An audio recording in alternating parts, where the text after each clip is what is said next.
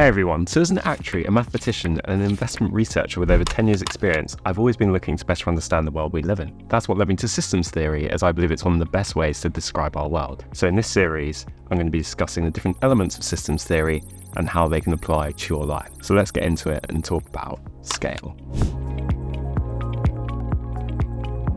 So as mentioned previously, our brains are wired to think more linearly than the world actually is. That means if we come across something good, we expect that if we double that good thing, we'll get something that's twice as good. But as we all know in the real world, that's not true in every case. So that's why we're here to talk about scale, because as things scale, their characteristics change. So here are 6 things to think about when thinking about scale in complex systems. So the first thing is that scale simply refers to how a system changes as its size changes. So for example, a city is not just a scaled version of a village. And the reason why systems change as you scale them is because there's many more ways for them to interact. So you can't just double something and expect exactly the same outcome. For example, if you double a baking recipe, you often don't get exactly the right outcome. You can't just double all the proportions and hope for the same result. The second thing to think about when thinking about scale is that increasing scale typically increases complexity. So think about how complicated a large corporation is compared to a small corporation. Or even from physics, when you're dealing with a two-body problem, things can be explained using quite simple equations, whereas as soon as you go into 3 bodies, you end up with essentially a complex dynamic system. So the jump in complexity is extreme. So one of the ways people counteract the increase in complexity is they use modularity when scaling things up. So that means having, kind of bounded segments that are joined together, or even bounded like hierarchies that are connected using individual elements, and that enables things to keep a bit more organized and reduce complexity. Yeah, it's famous. I think JavaScript was the first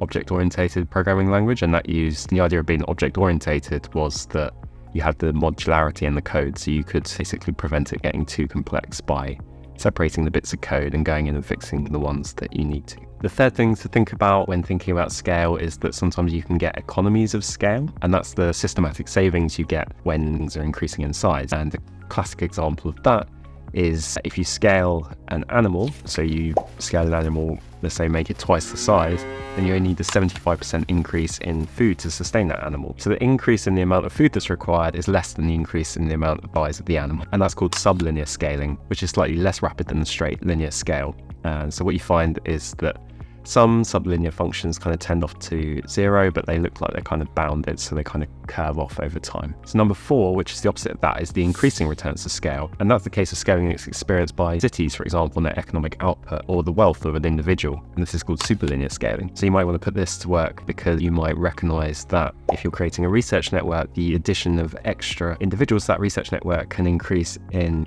4 times the output, for example, of that research network. So there are benefits to superlinear scaling as well. And what you tend to find is that superlinear scaling tends to follow more of like a super exponential curve. And if you actually look at the explosion in GDP growth, the world over time, you'll see that kind of superlinear scaling. Point number 5 is that in this world we live in, there are very often limits, these types of scaling. And so there's often the right size for something. And I think people often like to push things to their limits and take things far beyond their appropriate size. So when you're thinking about increasing the size of something, I think it would be important for you to think about what is the optimal size here and what might start breaking down if I get beyond a certain size. So quite often you find that, companies, for example, work well at a certain size, but then expand too fast and collapse. You can't just scale up an elephant to be 10 times the size and expect everything to work perfectly. The proportions were kind of arrived upon by natural selection to work within the environment, i.e. the gravitational environment that we all exist in. If you just expanded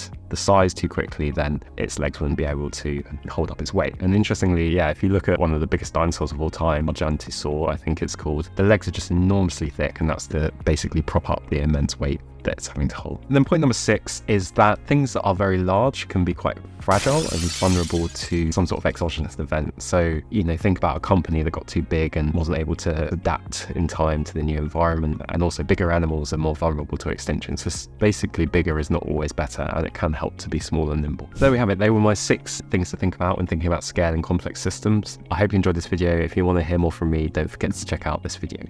Thanks.